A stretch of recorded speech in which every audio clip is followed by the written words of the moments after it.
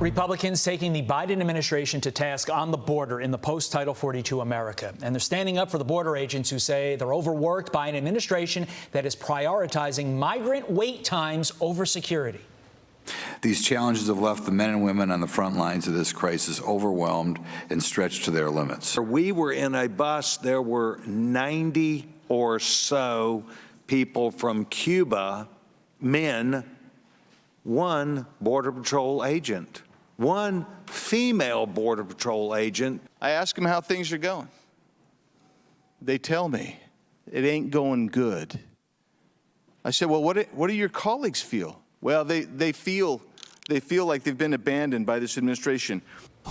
You saw Congressman Andy Biggs speak at that hearing, and he joins us now.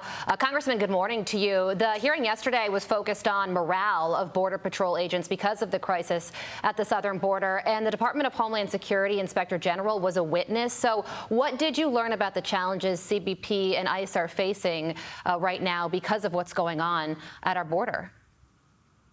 Well, you know, they're being overwhelmed. We're at a crisis level still, about 4,000 or 5,000 people a day being apprehended, plus the gotaways.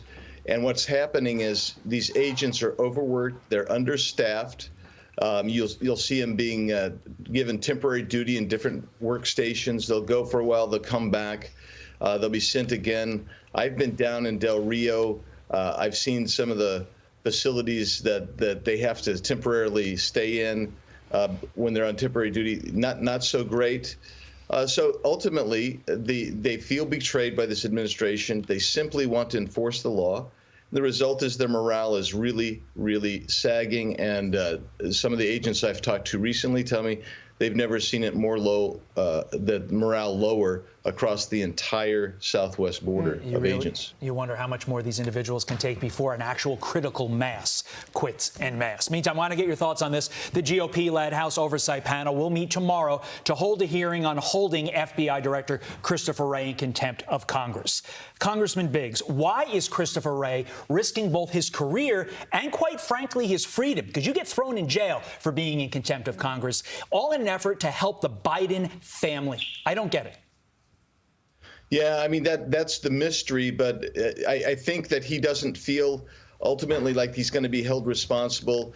They have a massive amount of disrespect for Congress, and he's demonstrating that. But here's the deal. We might hold him in contempt, but we have to refer that over to the Department of Justice. And I think his good buddy, Merrick Garland, is not going to engage in a criminal prosecution. He knows that the ratio of actual convictions of people who've been found in contempt is really low. So he feels absolutely very little threat.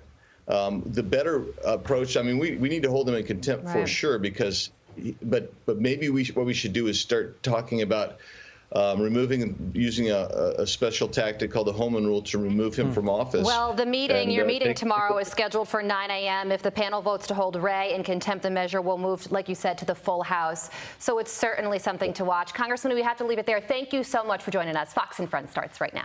I'm Steve Doocy. I'm Brian Kilmeade. And I'm Ainsley Earhart. And click here to subscribe to the Fox News YouTube page to catch our hottest interviews and most compelling analysis.